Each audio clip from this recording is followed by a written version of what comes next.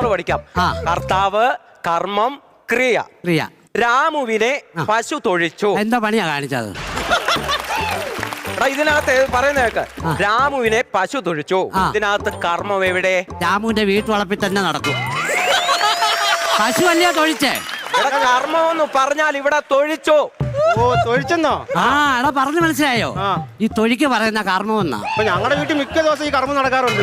അച്ഛൻ പണിയും കഴിഞ്ഞിട്ട് അങ്ങ് കർമ്മം ചെയ്യും, അമ്മയും കർമ്മം ചെയ്യും. കർമ്മത്തിന്റെ ബഹളം ഇവരോട്. ഒരു അടിയാണെങ്കിൽ തരും കേട്ടോ.